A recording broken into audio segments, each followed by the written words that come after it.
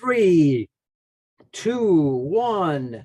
Hey, good morning, good afternoon, good evening, wherever you're at in the US and around the world. Welcome. I'm your host, Pete Caliendo. And yes, this is dual podcast. First of all, it's Copabe Play Ball and also Baseball Outside the Box. As you know, Copabe Play Ball covers North, Central, South America, and the Caribbean. It's a lot of great baseball countries there. So we're happy to have them all join us on the podcast. So, and the other part of all this, I want to thank everybody around the world for helping us out. We're in over 100 countries. We encourage all the countries to keep, sending out the information, the emails, the social media, all that to get people on the show because we're really growing and it's all up to all of you, the listeners. Because of you, we've been able to do this. Hey, special thanks to ESPN Honolulu also. Welcome, aloha, everybody in Honolulu, but actually everybody in Hawaii. What a great state. And speaking of states, we're going to talk about a country, and we're going to a fantastic baseball country. We are heading to Kenya, which is in East Africa on the beautiful coastline of the Indian Ocean. I have been there personally. I was in, and we're going to talk about that. I was there on vacation actually, and was in Malindi, I believe. And Malindi was I got there and everybody's speaking Italian. And I thought, wow, I'm in Italy because I speak Italian first language. But what's more important is our guest. What great things he and his people are doing in the game of baseball. And I know now ISG Baseball is very proud to be working along with Baseball for Good. We're going to be working with Baseball Federation of Kenya. And this is the president, the head guy himself, Tittus Mutwiri. I want to welcome you, Titus, and tell me I messed up the last name. I practiced. Did I mess it up? Not at all. You did fantastic. You did well, Peter, and I'm glad to be here with you. Good morning, good afternoon, good evening. You know what? Glad to see you. You are so nice to me. I appreciate that. Thank you. Thank you so much. All right, listen, Titus, it's been a pleasure. We've had a couple conference calls, and emails going back and forth. It's been a pleasure talking with you. And we look forward, obviously, in doing some great things in Kenya to help whatever we can in the game of baseball, just help it grow exactly what you're trying to do there. But before we start, I want our audience to know about you. You grew up in Kenya. Tell us, where you went to school. What was that like when you were growing up?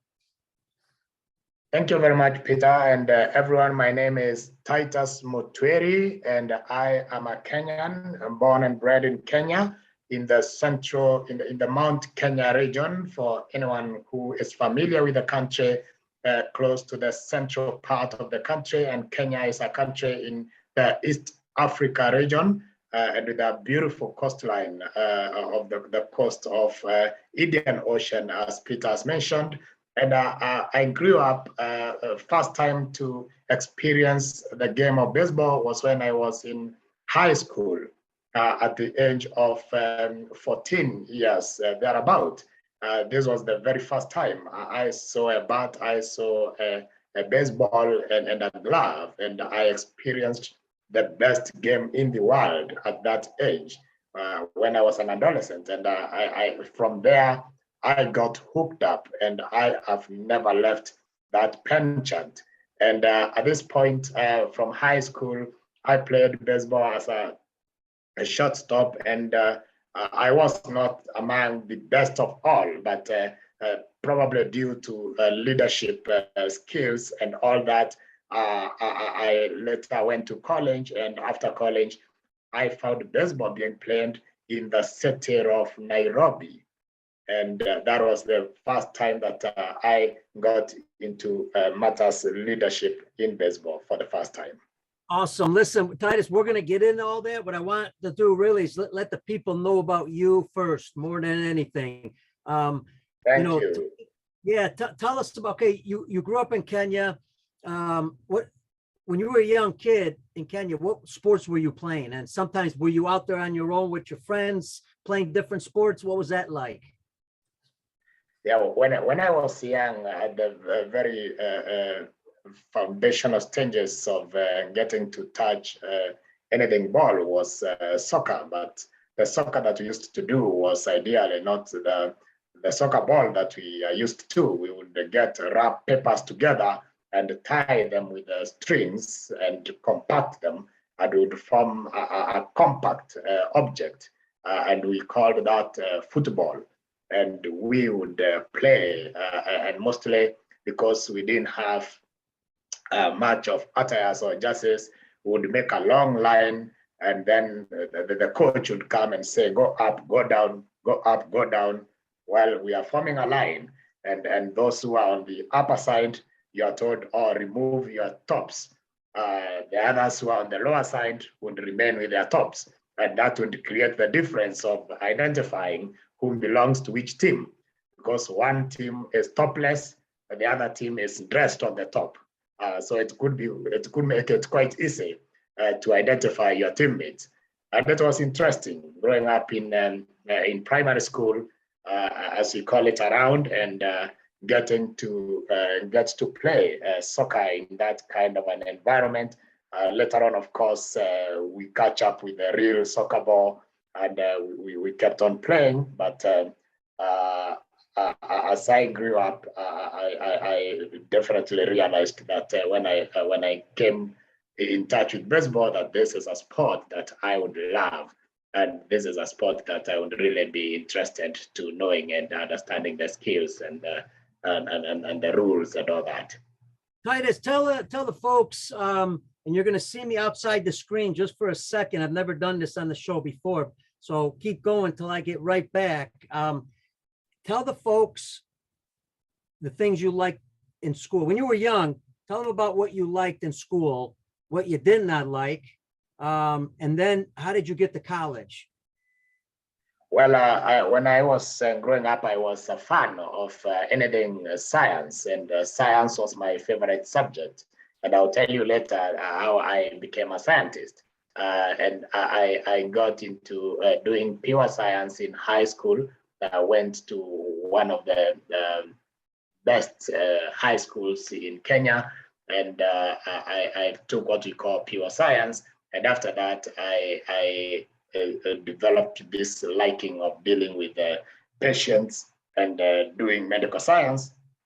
Went to college and did a course in medical science as a laboratorian, and definitely I kept on growing in that line to become a medical scientist at the moment, and a lecturer in one of the private universities in Kenya. I lecture at the Kenya Methodist University School of Medicine and Health Sciences.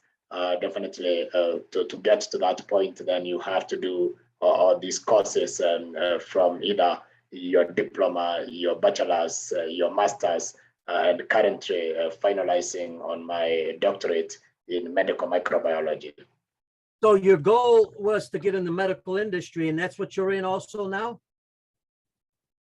Pardon, but my goal was to get into medical sciences, and ideally I say that I feel quite fulfilled that I stuck to that line, and I'm doing what I like doing when I'm not playing baseball, and that is training university students in medical sciences, cutting across all sorts of students who are doing medical science programs, but also involving myself in research because I love research, because it doesn't have the monotony of studying in class and marking scripts.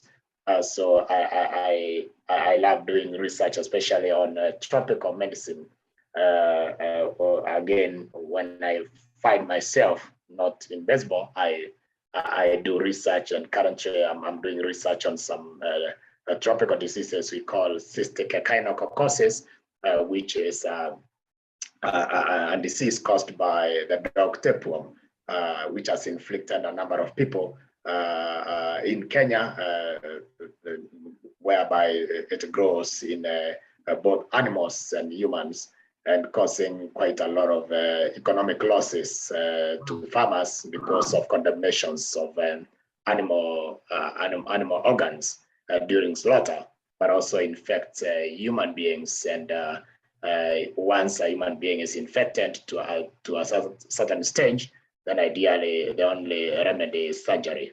It's a common disease across the world, in Europe, in South of Americas, and also in Africa. You know, the other thing I wanted to ask you, great things, obviously, teaching, you know, young people some great stuff when it comes to the medical industry.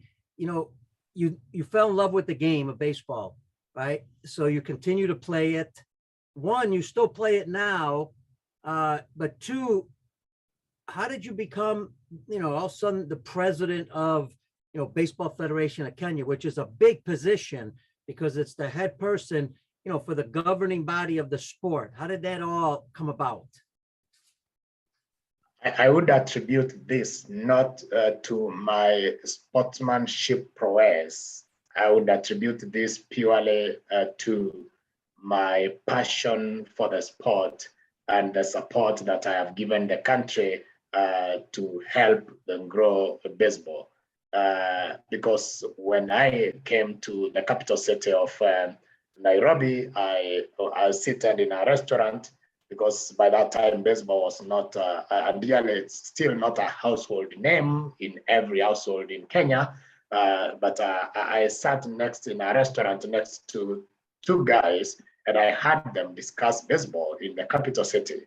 And forgive my manners, but I eavesdropped and I asked them, okay, we have baseball in Nairobi? And they told me yes. And they invited me on a Saturday for the next baseball activity. And when I went to that baseball activity, I never came back.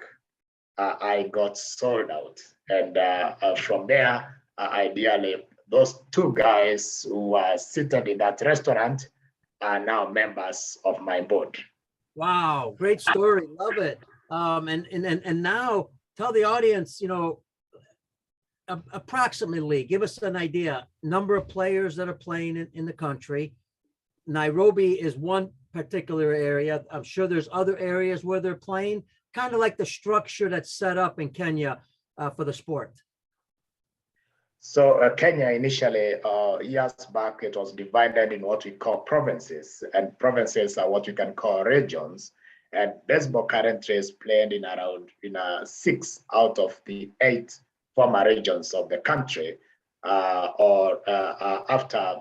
the promulgation of the new constitution, the country was subdivided into 47 counties, and baseball is currently played in around 20 out of the 47 counties in Kenya. And that tells you that it's not yet a household name, but more than a third of the counties have pockets of baseball where baseball is played every other week. And one of the greatest desire for my board is to extend and push this sport to all the counties in the country. And that would mean that ensuring that baseball is played in the 47 counties in Kenya. It's a heavy, humongous task, but it is a price that we are ready to pay to see that every child in this country gets an opportunity to play one of the best sports in the world. It will take blood and sweat, but we are ready to sweat and to bleed.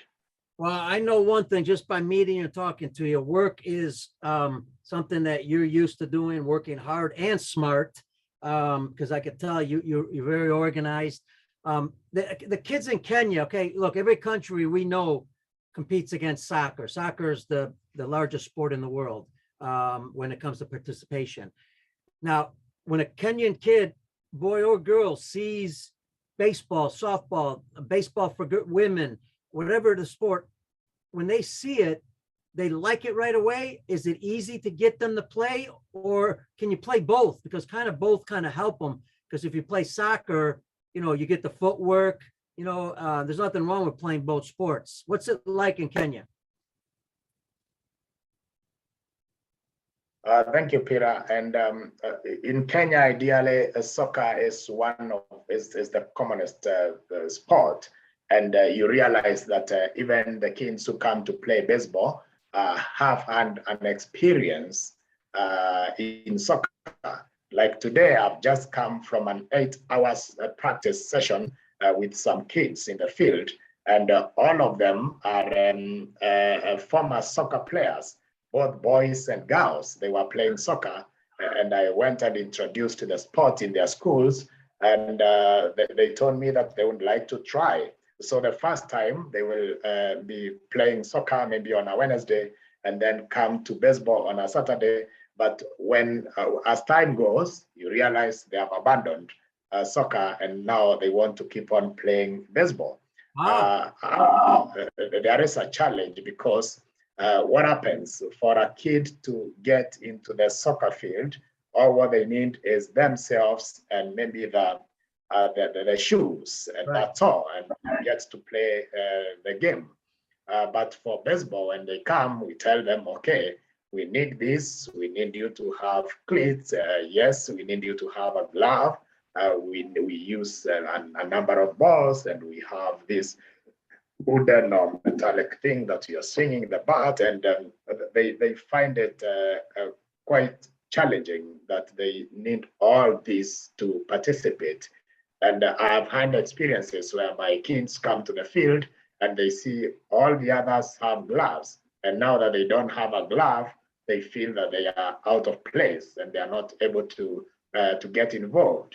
At times, we definitely tell them, okay, you've played a bit, now can you lend your friend the glove for some time so that they can also have a feel of it.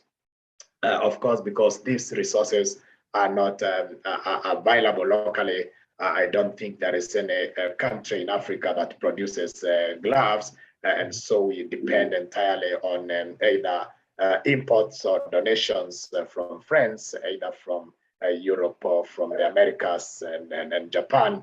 And this, of course, tells you that not every kid gets an opportunity. A number of them are willing, but not all of them get an opportunity to play because of the scarcity of the equipment. So to respond also to your previous question, we have thousands of children in Kenya who are playing baseball because each region has got quite a number. 2 weeks ago, we just came from the coastal city of Mombasa for a coastal regional championship. And we had hundreds of children who were gathered there, all of them playing baseball. And that's just one region. So that tells you that if we would go to all the other 6 regions, definitely there would be a lot of baseball sport going on. So thousands of kids in Kenya play baseball, but not all of them have got equipment that they need, the equipment that they need to play the sport. So that's a very, very heavy limiting factor. And because of that, you will find even some maybe who love soccer, who love baseball, remain in soccer because they don't have the tools of trade. Sure. Right now, you have more players than you have equipment. So equipment is a struggle. And I get that. We're on the show notes, folks. We're going to put Titus information in case you want to donate equipment. We can figure it out. There's many companies that ship equipment, that collect equipment. We're combining with some pretty soon here. And then we're going to be helping hopefully as much as we can on getting you equipment. And I know there's a lot of countries that need equipment, but there are a lot of good organizations working there to get equipment out there. You know, Titus, equipment is one thing that you got to have that, obviously, and I understand that. You know, what's interesting is fields are important too, but sometimes I wonder, you know, it's a goal to have good fields, right? But at the same time, some of the best athletes in many sports come from Africa because of sometimes where they train, right? They train in uncomfortable situations, not all the perfect equipment. They have to work harder. I mean, look at your long distance runners, your sprinters. I mean, there's a lot of different people that are competing, your marathon runners. So fields are important, but at the same time, kids can develop kind of faster in some ways when the fields aren't always the best. Talk about the situation in Kenya. Thank you for bringing that up because it's interesting. The field where I was playing today is a land field, but It's a field where soccer was being played throughout the day, and soccer is just some few meters away. Then we have baseball on the other side of the field, and we have also some cows grazing on grass on the other side. So it's quite interesting, but I understand that fields in Kenya has been a thorny issue. Number one, because what Kenya understands mostly is that any field that is for sport should have a soccer pitch, and maybe on the side a volleyball pitch or a basketball pitch, and that is what is available in as many schools and high schools and a number of private schools in the country. So baseball fields are not many. Ideally, we have one or two baseball fields, good designed baseball fields. And when I say well designed, it's just the leveling and all that and the grading, not that we have terraces or all that we expect to have in a normal baseball park. We don't have a baseball park. So the first field that was done in Kenya was done in 2015, thereabout, 2014, 2015, at the Meru University of Science and Technology. And this was the first baseball field. Then later on in 2019, when Kenya hosted the pre-Olympic qualifier, because I may mention this, that when I became president in 2018, I visited, I got a chance out of my science trips, I got a chance to visit Switzerland, and I went to the WBSC headquarters, and we talked to the leadership there, and later on we bid to host the pre-Olympic qualifiers for the what we call Zone 5 for East Africa region, and we hosted that in 2019. So we were able to make another field, a temporary field, where we actually converted a rugby pitch to in one of the high schools to a baseball field, so that the countries, neighboring countries, can come and participate in the pre-Olympic qualifiers. So that was the second baseball field.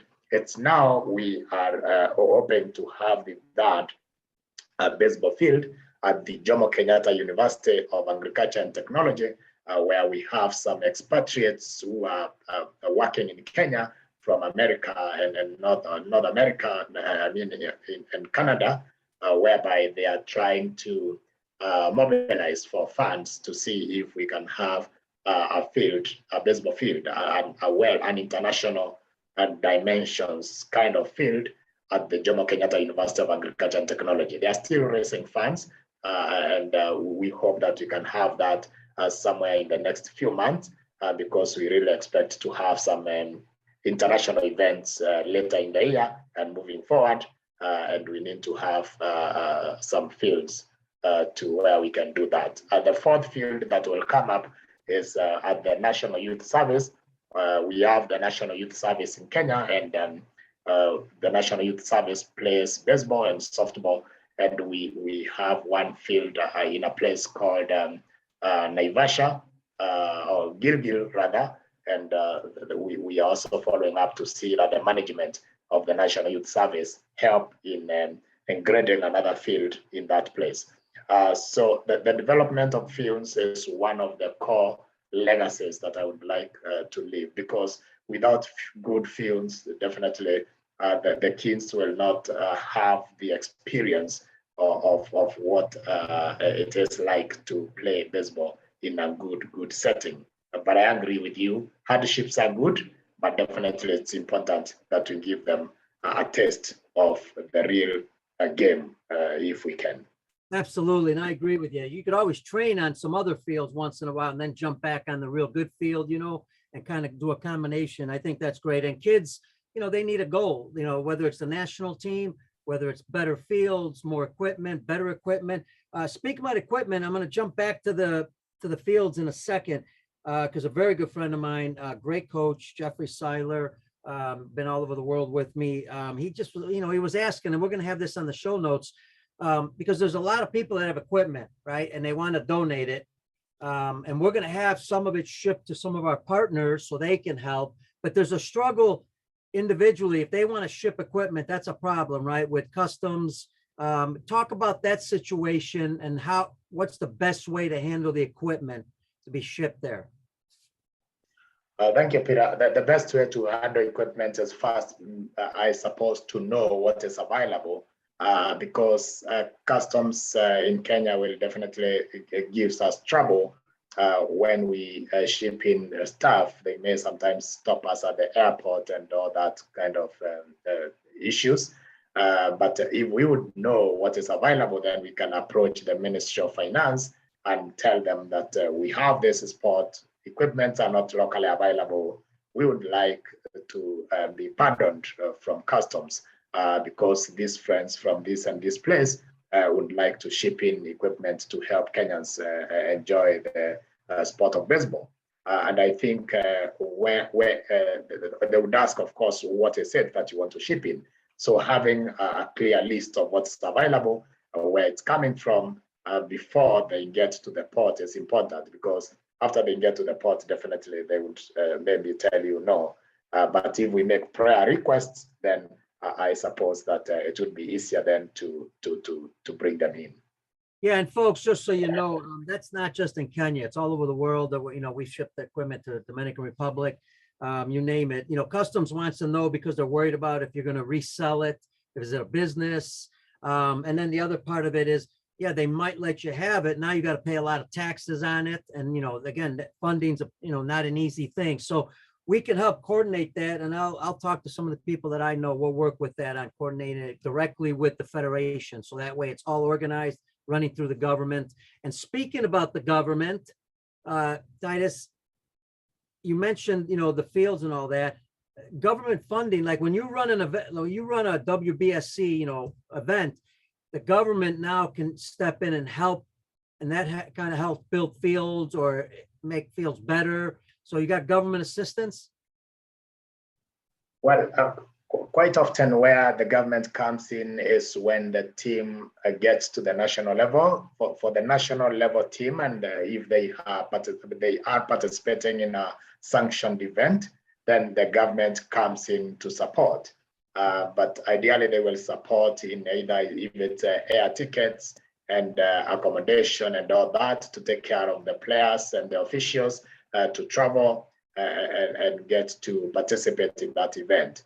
For infrastructural purposes, we would depend on the already available infrastructure, because even the fields that we are converting from either a soccer pitch, and it's when I say this, in order that we don't support soccer, but I mean that every other field maybe is assumed to be a soccer field. So in Kenya, so we convert some of them to a baseball field. Some of them are still government installations. They are government fields by the virtue of being in public institutions, high schools or public universities. So to that extent, the government still has ownership, but then the management of those institutions are the ones that allow that kind of conversion, and definitely we are able then to enjoy the availability of that kind of field. But for the government to participate in the conversion, we've not seen much of that. Sometimes they depend much more because, as I said, baseball is still growing. It's in the growth process. So it may not be the top-notch spot in the eyes of the government, but we are getting there every other day. So probably the government may not immediately invest. We hope it should, but what I know is that if we put on a request that we have a field, maybe it's every person's interest to know what do you have.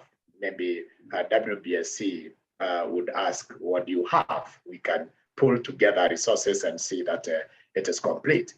So I will not say that the government cannot support, but they can. But we need to probably bring in every bit of help from all sectors. to make it possible. Titus, one of the areas you talked about, and it sounds like you guys are doing a good job with this. You mentioned going to schools to introduce the sport, because one of the areas is you have to grow the sport. Now, obviously, that's getting players, young kids, to play it. Is that a coordinated effort throughout the country? Do you guys organize where you have kind of a program that introduces the sport in the schools? In our country, we are free to visit the schools and introduce baseball. And one of the things that we've used, Peter, I hope you know Baseball 5, which is the urban type of baseball that recently was introduced. The beauty of Baseball 5 is that it is cheap to institute because it does not require gloves and bats and all this. So we get to the schools, and we've introduced Baseball 5 in a number of schools, but also we approached the Ministry of Education to ask that they allow us to they streamline Baseball 5 and make it part of the physical education and sports policy within the ministry. The reason why we wanted this is so that every other teacher who is a sports teacher in either elementary or middle level schools, when they participate in Baseball 5 or in any other baseball activity, they will participate with the knowledge that it is part of the extra curriculum activity in schools. But up to now, it has not been entrenched. We've made our request, but that does not stop us from introducing the sport in any school, or what it may mean for now. It may mean that the teachers, sports teachers, may not have complete support because it's not part of the policy in the Ministry of Education, but it does not bar us from introducing the sport and helping kids to play. But we hope for a day that it will be introduced in the sports policy and the physical education program of all schools, because when that happens, then it will become a requirement for every school to support the teachers and to participate in competitions. And each school will definitely be pushing to participate in either zonal or regional or national competitions of Baseball 5, and hopefully also later baseball, because we use the route of Baseball 5 because it is cheaper. But then once the kids learn Baseball 5, then with some bit of investment in equipment, then they can also get to Baseball 9, or rather the conventional baseball. Yeah, you know what's great is, one, that they allow you to go into the schools. And folks, so you know, Baseball 5, I hope I know Baseball 5, because if I don't, WBSC will let me go. I've been with them for 20 some years, and Titus asked me if I knew Baseball 5. I hope so, or I'm in trouble. Baseball 5 was introduced, first of all, it came, just give you a little history, it came from the Cuban Baseball Federation. Great idea. The Cubans are always in the forefront of development. It's amazing some of the things they do. And the WBSC has done great things with Baseball 5. And this is my opinion. Baseball 5 is going to be in the Olympics one day. You watch. And folks, so you know what it is. Basically, the name kind of explains it's 5-on-5, but you don't use bats. And Titus mentioned, economically, this is perfect. You just need a rubber ball, and, they bounce it and they hit it with their hand. And there's certain rules, but it's only an infield. And it's so much fun, and everybody touches the ball, and there's progress, because like Titus said, from there, they can go play, baseball now, Baseball 9. You could actually transfer, I'll give you, I think, my opinion, you can actually transfer from Baseball 5 to also keep it Baseball 5 with a bat, because you use a softer ball that doesn't travel as far, and then you transfer maybe even to Baseball 9 from there, because that progresses to let kids understand the game a lot easier. So fantastic. It's exploding in Africa. I think it's great. It's going to explode all over the world, and in the schools, the kids are going to love it because it's competitive and it's fun. I think you guys are doing a great thing. Go ahead. While you're on that, Peter, while you're on that about Baseball 5, we in Kenya, because I am interview with WBSC in the media the other day, and they wanted to know how has Kenya made it to entrench baseball 5 in a system whereby the federations for baseball and softball are different, because in Kenya we have the Baseball Federation and the Softball Federation. And for me, I am in the Baseball Federation. So Softball Federation is a separate entity. But then now Baseball 5 involves both baseball and softball spirit, so to say. So what we did, and we can check this from WBSC media or website, and we teamed up with the president of the Softball Federation, and we agreed, we came up with a modality of how we can play baseball 5 together. And now Softball Federation, Softball Kenya picked the baseball 5 for adults because it's more stronger in the university league, and baseball is quite strong in the communities. So we picked the youth baseball 5. So we grow and develop as Baseball Federation of Kenya, we grow and develop baseball 5 among the youth, and then the Softball Federation develops baseball 5 among adults. And with that, we definitely allow every other talent from either federations to participate in the national team. And later this month, Kenya is taking the baseball 5 national team to Dar es Salaam in Tanzania to participate in the first ever African championship for baseball 5, adult baseball 5. And we have players from softball, and we have players from baseball. We found a way of doing it so that we can work together smoothly. Great stuff, man. That is awesome. Earlier you mentioned we were talking about coaches. Developing coaches at the foundation of a sport is very important. If you don't have good coaches, you're going to lose kids, period. That's as simple as anything, anywhere in the world, doesn't matter where. Now, you lead by example, because you just told me earlier you came from an 8-hour practice. Now, you're the president of the Baseball Federation of Kenya, yet you're coaching also. Who are the rest of your coaches? Brilliant, Peter. One of the things that I realized while leading the federation, one of the things we require, as you say, is coaches who are qualified and well-skilled to transfer the skills to players. And we have been having coaches clinics in Kenya, sometimes facilitated by WBSC. But of course, for WBSC, there are costs and all that, and everyone definitely would incur the same. So they have come to Kenya. Last time was before COVID, and you can tell that that's a while ago. And for coaches, they require continuous professional development so that they can keep on and they can keep up to speed and also transfer the same skills to players. So we realize there is great need for continuous coaching or training of the coaches. And this is an area that we are deficient. Ideally, as a sports manager, I should not be maybe daily in the field because I could probably be doing an administrative work, but we don't have enough capacity.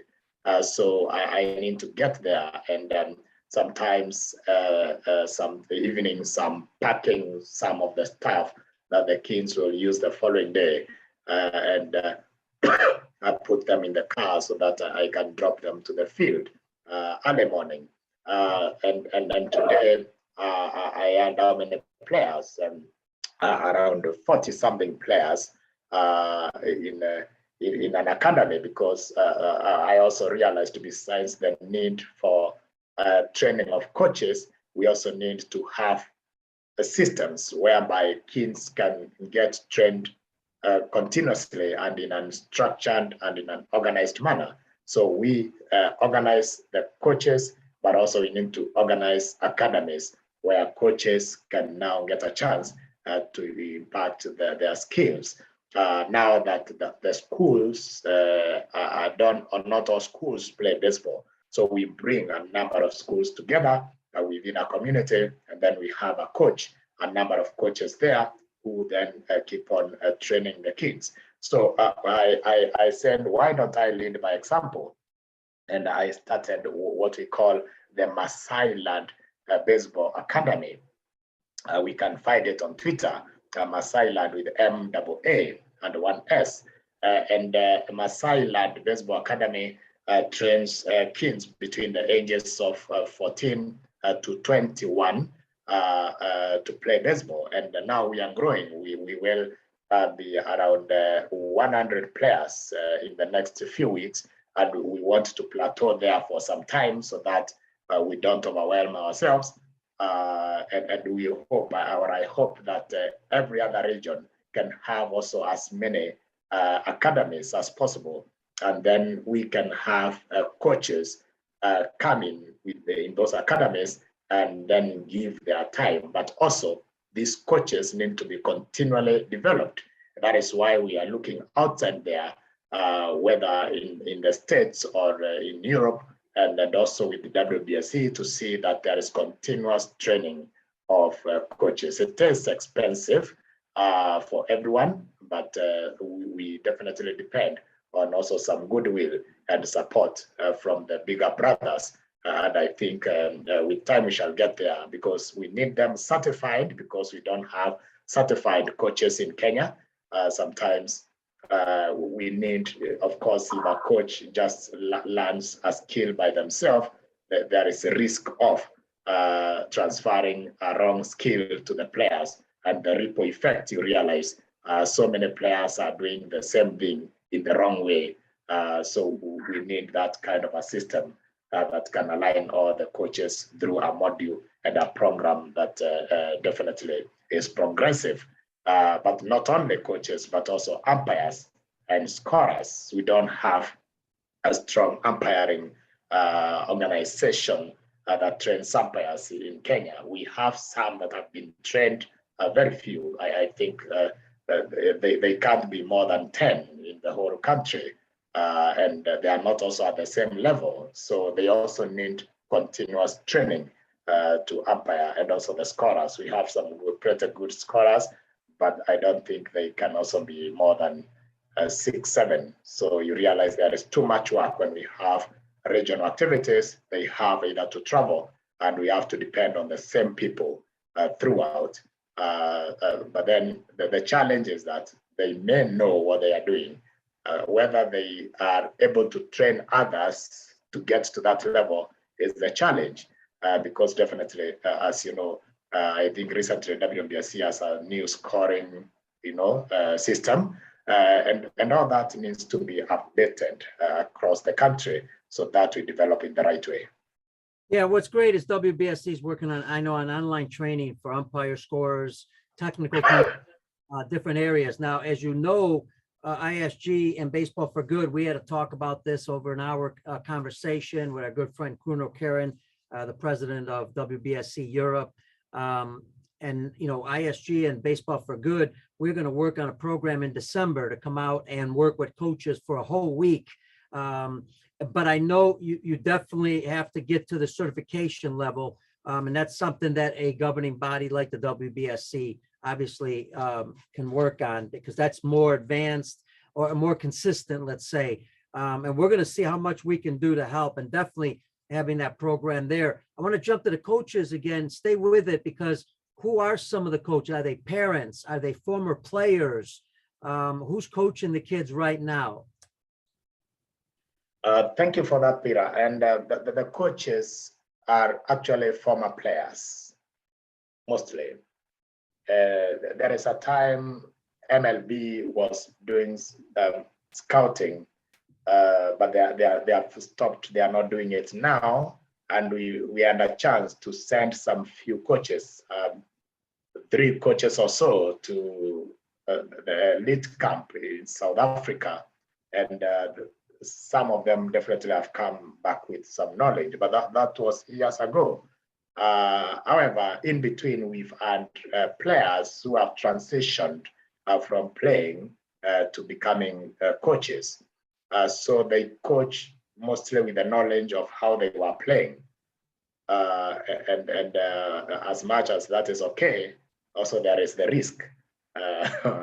So you on the coach as good as you can play, or the skills that you know. So they are former players. Mostly they are not parents. They are former players. Unless someone like me who has a daughter who is 10, maybe I can get a chance to show her some few skills, although I'm not a certified coach. Yeah, no, and I like that. I see more and more countries doing two things. They're going to former players to work with young kids. Obviously, some of the countries are trying to figure out how can we pay these coaches so that way they stay in longer. You know, that's a goal in the future, hopefully. I know that's not easy.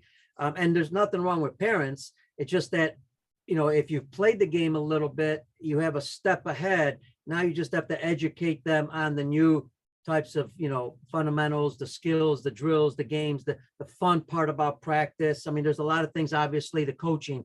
Just because you played doesn't mean you're going to be a good coach, but it's not a bad start. And you know, and the other part is you're starting to see more women jump into coaching baseball too, because, you know, they're a little bit more sympathetic with the young kids, right? Men, sometimes we get a little tough with kids. So I think that, so I think you're heading in the good direction. Like you said, the consistent training is very important. And here's the next part. You said MLB scouting. I know scouts have been going for many years looking at players. Tell us about why kids in Kenya make great baseball players.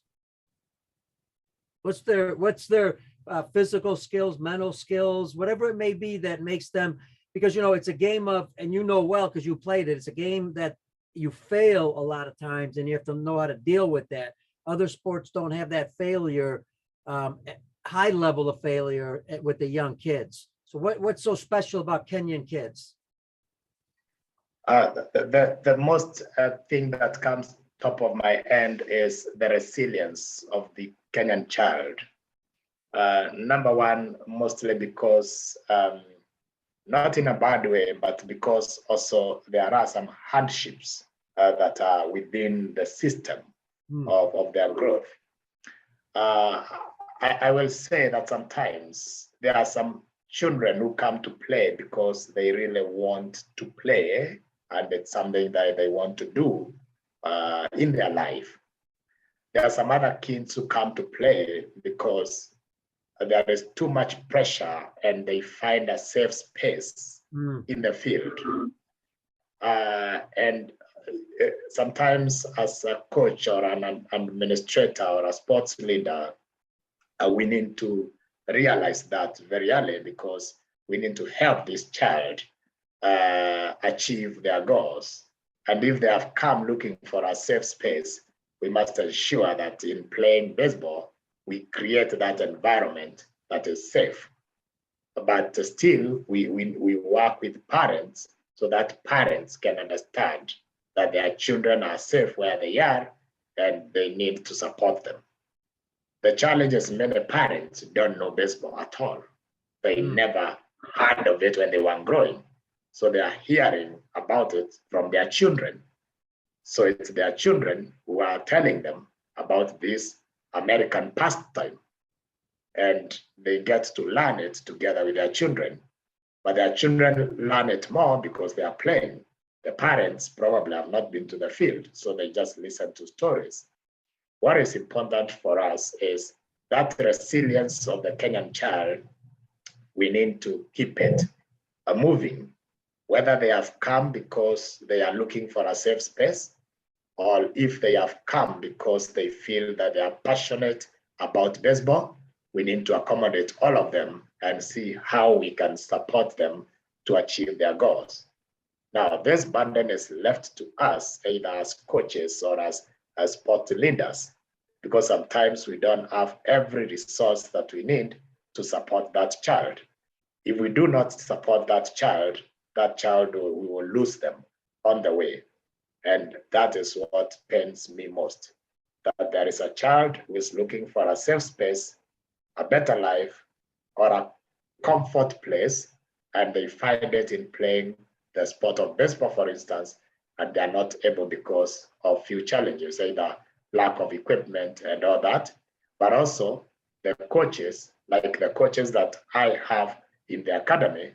Of course, I have to cater for their transport because they are volunteering. They don't charge to come, but then definitely I have to recoup their transport costs and all that. Yes. And now here I have 40 kids who are in the sport. It's an academy that I launched. So sometimes I need also, they have been there for 8 hours today. At some time they will need to get a fruit and eat some meal. And this cost definitely again comes over to the person who has the vision of that child. So it's not so easy, but we do what we can. But ideally with support, we can do better, but we must keep doing it. But I think, out of everything we talked about, Titus, this is the most important part of the program. You laid it out beautifully, because the game, any game, but baseball especially, can change lives. And that's why I think it's important that, sometimes we talk about baseball and baseball, and we forget what really baseball is doing for young kids. And you're doing some great things. That's why I think it's important to support baseball and to support you in any way we can, because that will change lives for kids. And if they continue to play the game, that's great. But more importantly, what it does for them right now, because they, like you said, they have that safe zone and all that. So I think, I commend you for what you guys are doing. And like I said, we are here to support you. The other part of this, I wanted to, and we're getting close to the end here. At the end, I'm going to ask you maybe some future goals you have, that in the future, what you'd like to see in the future. But before we do that, the other part of this is, when you're currently right now, the kids that are playing, when do they play? Like, give our audience an idea how many games a year they play, because you have whether they're good all year. How many practices a week do they have? Because it's a struggle. Like you said, you got to get them there, but then also, you got to feed them, and there's a lot of things that are involved in this. It's not that easy to say, oh, just come every day and we practice every day. And that's after school, I'm assuming. Add that too. Thank you, Peter. And to mention about the year calendar, how it looks in Kenya, we have 3 terms, or what we can refer to as semesters.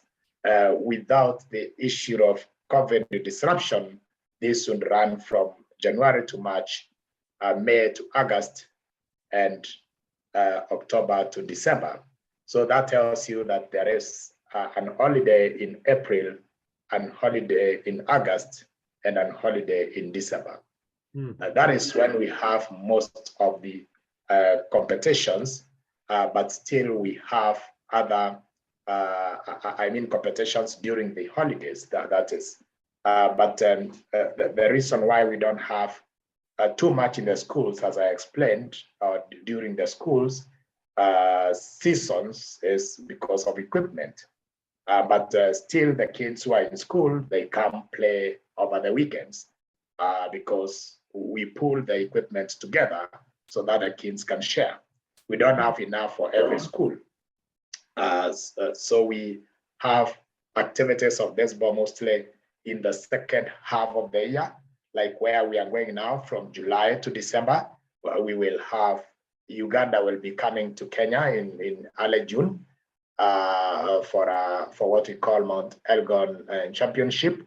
And here we hope to feature all the categories of the game. That is the under 12, under 15, under 18, under 23, and seniors. And also we will try and bring in women baseball, which we've started developing in some few countries in Africa, and Kenya is also in the front line.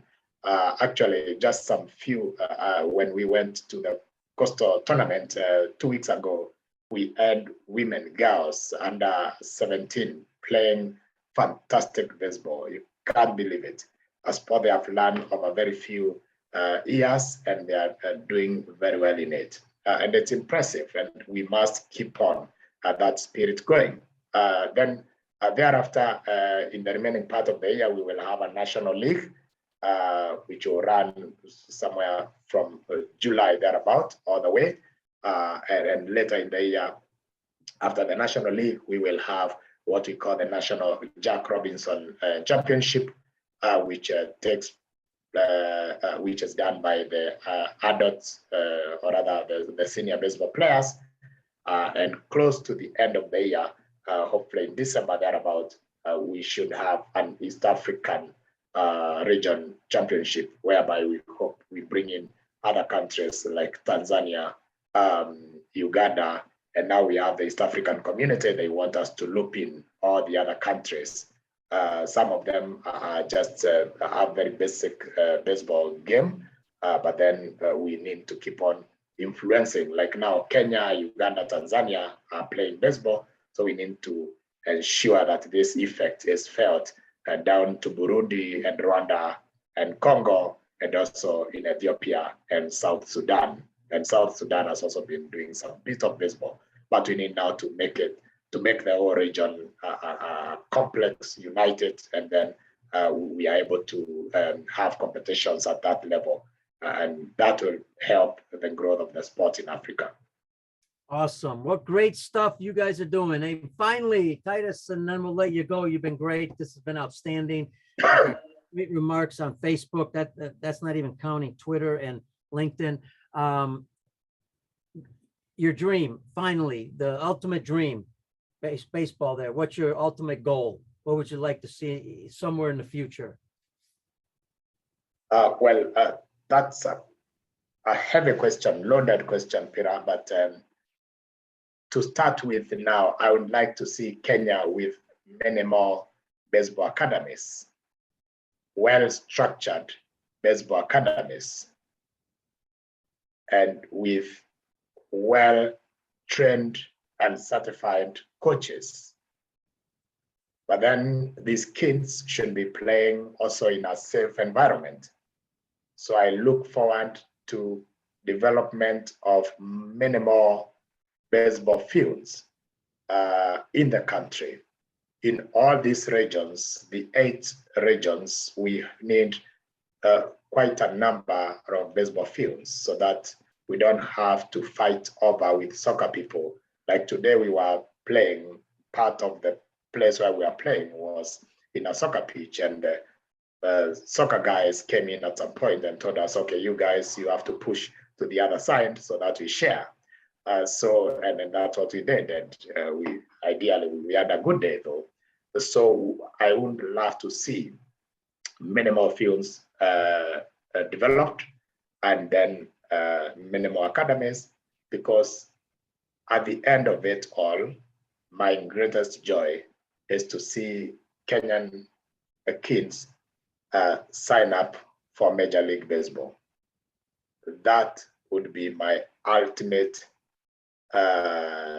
joy, and that would give me rest when we get to that point of seeing that we have a way of seeing this kid grow in an exponential trajectory to the level of playing and signing up for MLB.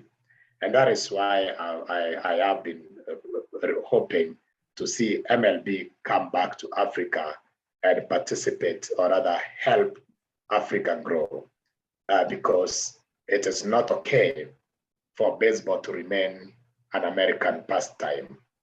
It will be better if now the world has become a global village. Baseball must be a household name, or should be a household name across the world.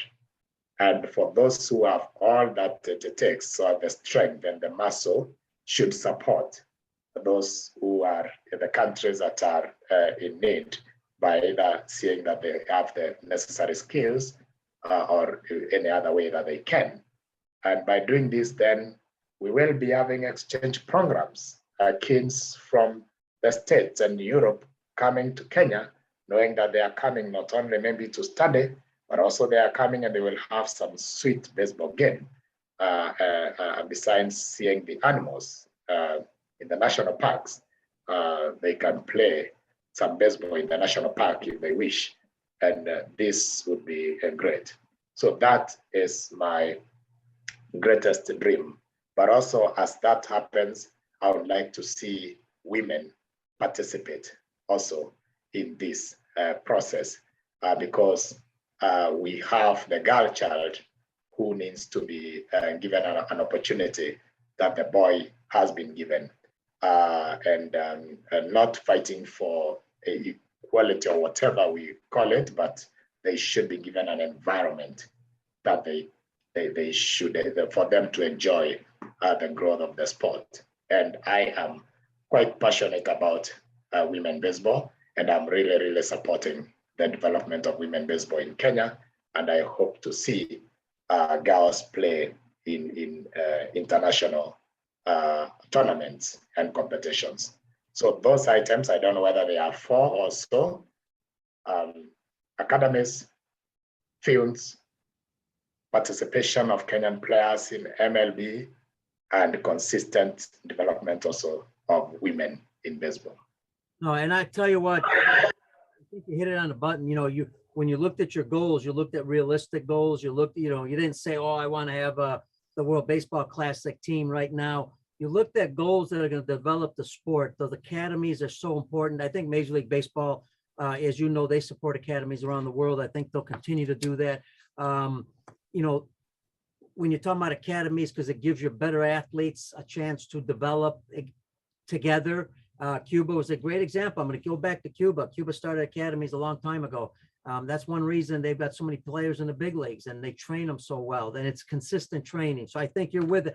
Fields, that's a big project, right? I mean, you know, when you say goal, I mean, that's a big goal. That's going to take some work. So I think you're really heading in a good direction. I love the women baseball. I love the women coaching too. I think that's important.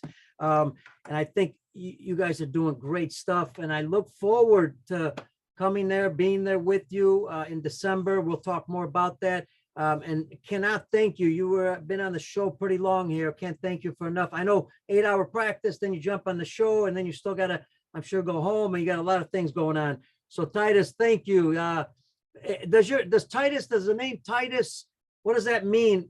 Is there something behind the name? Because, you know, it's like a superhero maybe. Well, we were given these names by our parents. I don't know what inspired them, but maybe the name Mutwiri, from where I come from, is the one that has a meaning, because Titus is a Christian baptismal name, yes. But Mutwiri is like a shepherd, someone who goes to get fodder for the livestock, for domestic animals, and ensures that they are well fed and they are healthy. So that's the meaning of it. And that's what you're doing. You're feeding baseball to Kenyan, right? To the kids, you're feeding baseball to everybody in the country. Great stuff, Titus. Listen, we will talk more. I really appreciate it. Thanks for your time. This has been fantastic. We're getting great responses here on social media. God bless you, my friend. Thank you so much, Peter, and hope to see you later in the year. All right, folks, Titus, one special thank you to Titus. This has been a great show. Special thank you to our producer with the Lineup Media Group, Brian Kroc, and special thank you to everybody in the U.S. and around the world for all your support. Again, we just ask, the show is free. Just ask that you share it with baseball people, whether it's parents, coaches, players, all levels, because it can help everybody at different levels. You know, shows like this help other countries, because you hear another country, what they're doing, how they're developing the sport. We can all learn from each other. And of course, we also have baseball experts, you know, that are on the show in different areas, talking about different parts of the game. And, you know, Titus has done a great job. He's coaching, he's played, now he's president of the Federation, Baseball Federation of Kenya. Folks, remember, stay healthy, be safe. God bless you. And we'll see you on the next show.